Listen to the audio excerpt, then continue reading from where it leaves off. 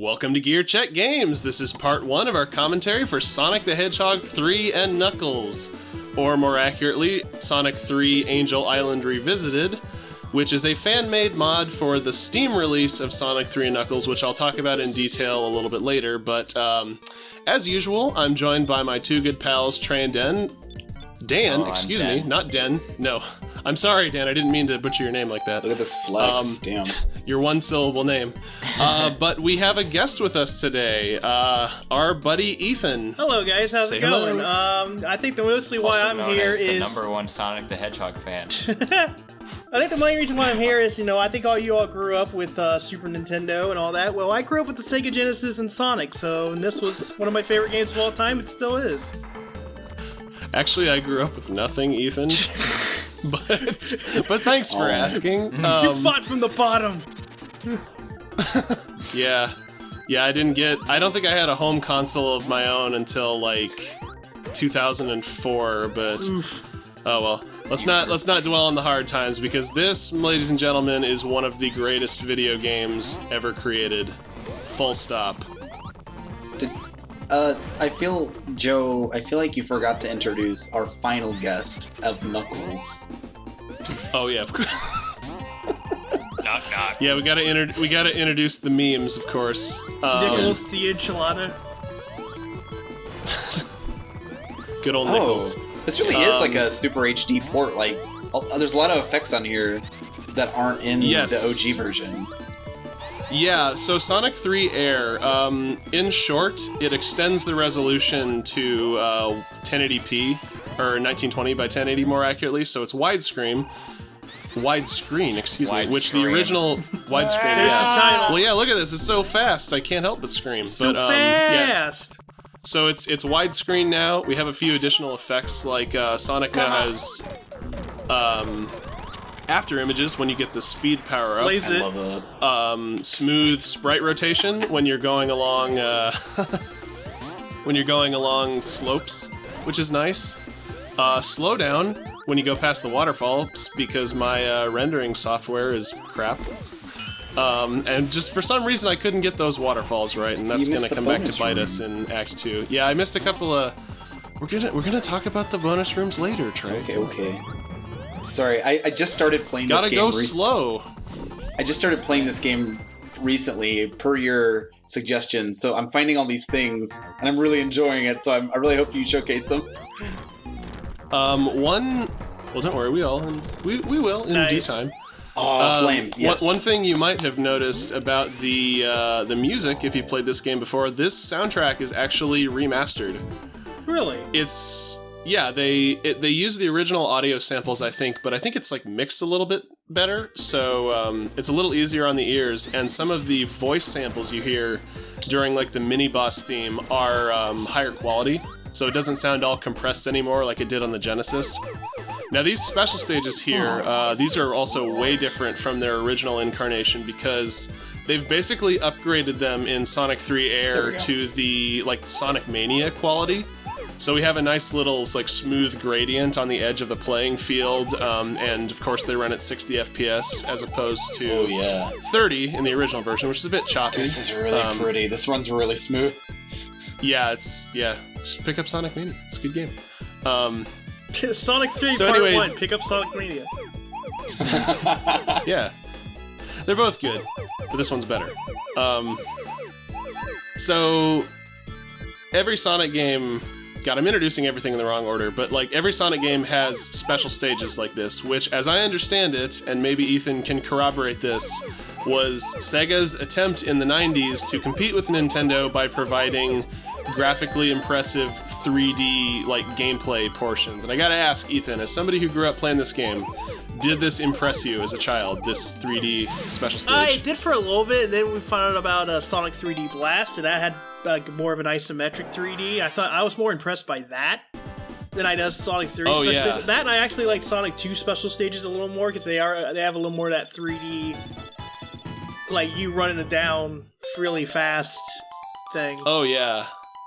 Well, that was like, I think all of the environmental movement that happens in the special stages is just like rotating sprite layers. Like, you're not actually moving through an environment. The game is just like scrolling different layers to make it look like the tiles are moving. And for my money, they really smoothed that out in Sonic 3. Like here, it looks. Yep. Suddenly it logs. Oh man, these. So there's a common misconception. Here I go, getting up on my high horse. But there's a common misconception among a lot of people that Sonic games are all about speed, and to say that they're not about speed is inaccurate. Like, yes, speed is a big part of the fun of these games. But the original Sonic games for Genesis had a very nice balance of like speedy sections, platforming sections, and like exploration. And it was all very like nicely mixed together to create this very fluid and satisfying gameplay experience. Like, as you can see, like this is not I'm not just like running to the right here. There's all kinds of places to go and cool stuff to find. You're really gonna miss out on a lot if you just try to go to the right in a game like this. What I really like about Sonic 3 compared to the other two games, and you won't see it early at first, but there's like multiple paths you can take. You know, usually in 1 and 2, there's like a one right way, where here there's multiple right ways and multiple paths. Yeah, to me that's what sets Sonic 3 above Sonic 2, honestly, is that Sonic 2 has that kind of tiered level design where like the top route is usually like the most expedient and fastest, but also the hardest to stay on while you're going fast. Whereas if you fail to stay on the top route, you're gonna fall down into a lower section that's like a lot denser and more full of platforming and slow-paced gameplay. Also so it's like hell. Yeah, pretty much. So like if we're talking about like the early Chemical Plant Act 2 or Aquatic Ruin, then you'd be absolutely right. But it just kind of gives the impression that the game is like punishing you by making you play it more. Whereas Sonic 3 finds a nice solution to that by having multiple routes, but making them, like equally enjoyable to traverse. And also by incorporating several different characters. Like Ethan, you mentioned like having multiple routes, but like once we get to the Knuckles portion of the game, which, we might not for a while, but Knuckles has his own like completely different acts in some cases. Right. By the way, these special stages were always the bane of my existence, me trying to play this game. These are like you would screw up so easily, and then you're just done. Yeah. Oh yeah, case in point. Right there, yeah. Yeah, oh god. There was a lot of ass cheek clenching going on during the playing of these special stages. They get you going I get so antsy. To the antsy. special stages, you were just training your glutes. Yeah, I have a problem, okay? Aww. And here I forget how to count. Oh! Get bodied.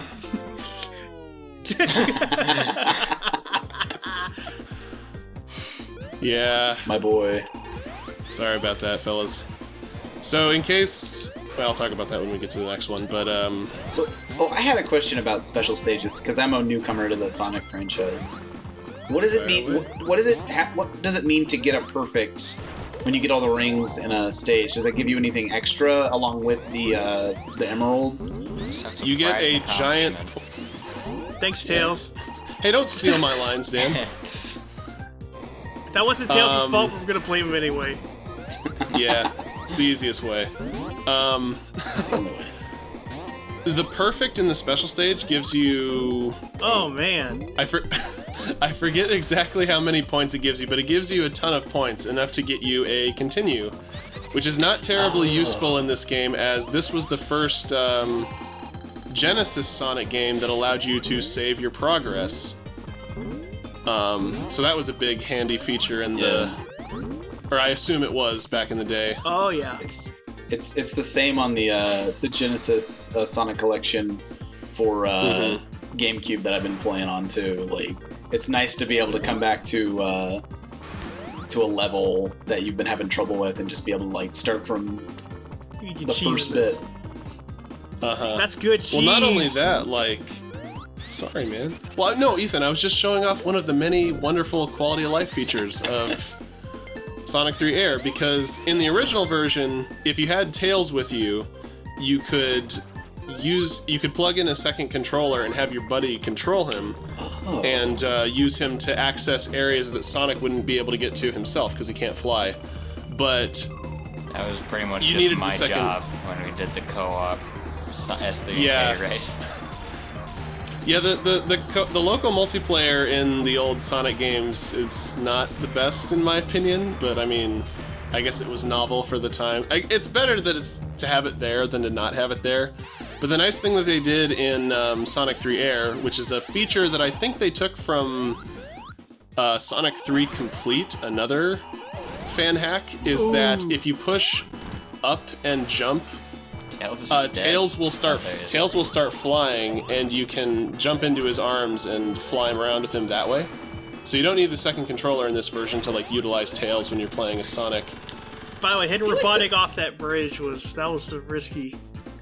Yeah. That was some risky play. Oh, dude.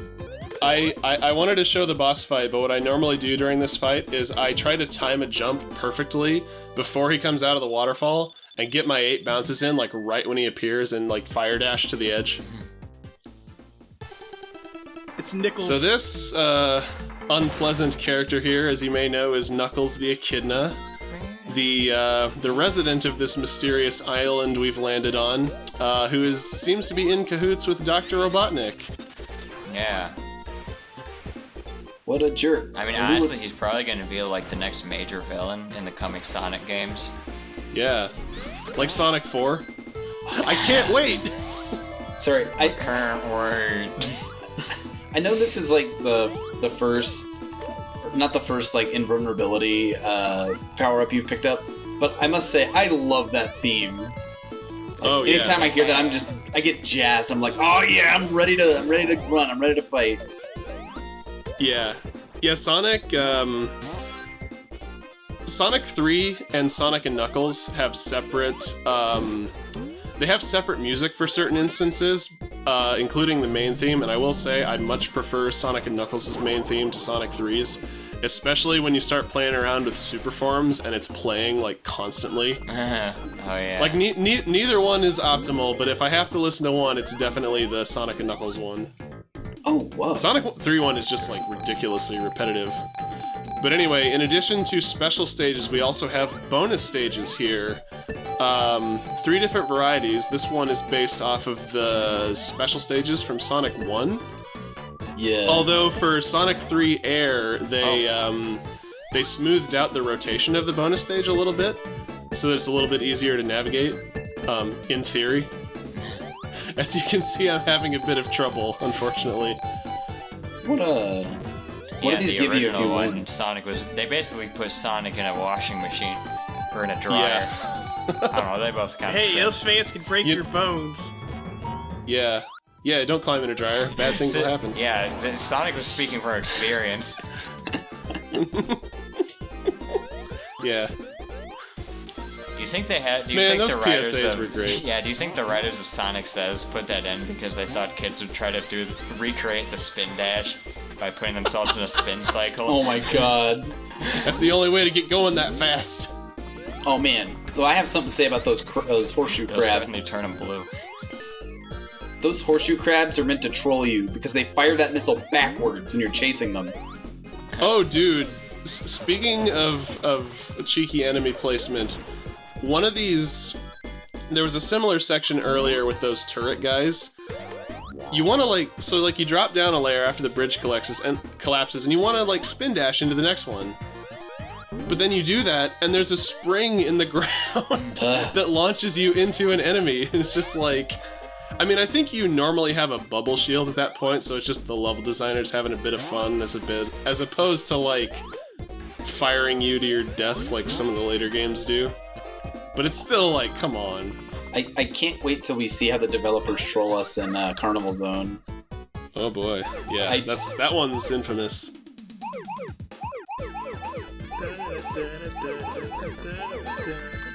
Did I tell you how much I love the soundtrack? Did I tell you how much I love the soundtrack for this game? It's one of my favorites of all time. Yeah, no kidding. the Sonic series in general, just like the games might be pretty spotty in terms of quality, but the one thing you can usually count on is a fantastic soundtrack, and Sonic 3 is one of the early examples of that, because this music is god tier. When my brother, as far as I'm concerned. Oh, sorry. When my brother was over earlier, I was doing a little practice so I could have something to talk about tonight. And I only played this game like 2 or 3 times beforehand, and I realized I had started humming the songs every time we got to a new level. I'm like, oh, that's a sign of good design. Yeah. I mean, this special stage speaks for itself, but the zone we're in right now, Hydro City. It's Hydro City, by the way. It's not Hydrocity. Let's get that fact out of the way now. If you disagree, you're wrong. Wrong, I say. It's Watertown. I'll accept it. It's better than the alternative. What? Welcome to I see what you're doing. Okay, I see what you're doing. Yeah. I try to get perfects in as many of the special stages as I can. Emerald. If you hadn't put it together, the basic gist of these special stages is you need to hunt down all of the blue spheres and turn them into red ones by touching them. But you don't want to touch the red ones because those will end the stage. And you won't be able to get a Chaos Emerald. Yeah. I know I'm not the first person to tell this story, but when I did play this game as Knuckles for the first time, I did try to go for the red ones. The last mistake I ever made. Yeah.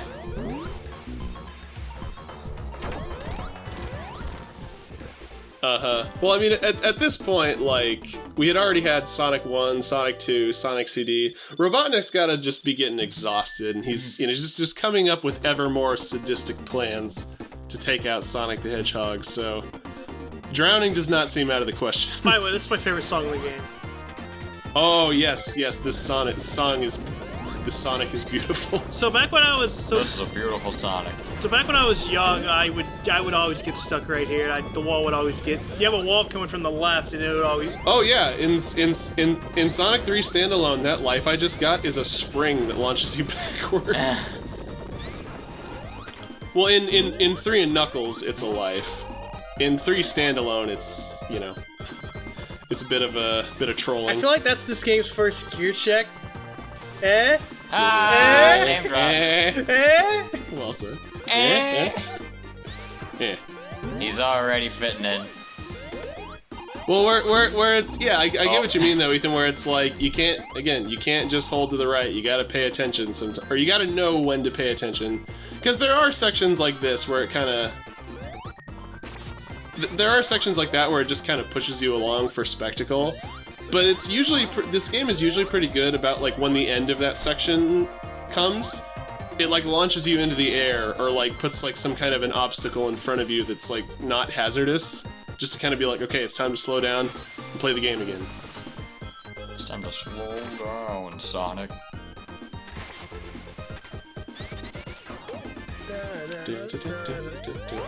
Oh, I didn't know that was there. Next, I just thought of $1 million idea for the next Sonic game. Sonic lost his speed. Sonic lost speed.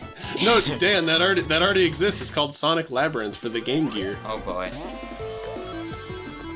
Named after everyone's favorite zone from Sonic 1. Help Sonic get his speed back.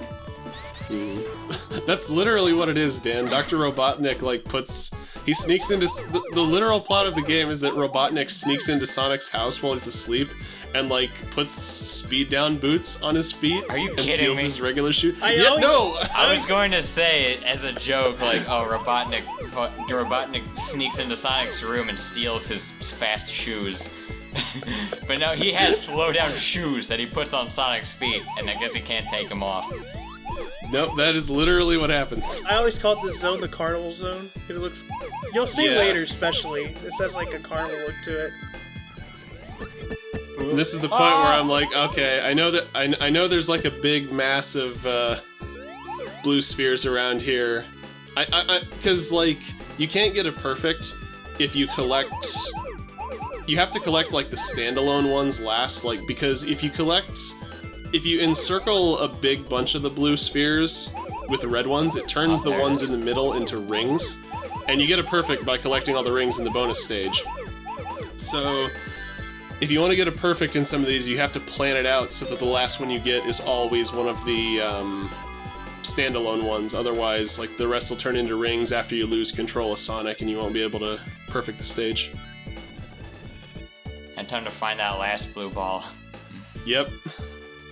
Unsuccessfully, I might add. By the way, I did not discriminate between the special stages that I succeeded and failed on, so... There it is. Nice. A little bit of excitement to spice these up. Well, I mean, if you don't know what the emeralds do by this point, like... Well, then it probably means you haven't been exposed to Sonic the Hedgehog, in which case... Collecting all the Chaos Emeralds just, like, they're like corrupts one the game. frame. I feel like that's the most logical outcome to collecting 7... or...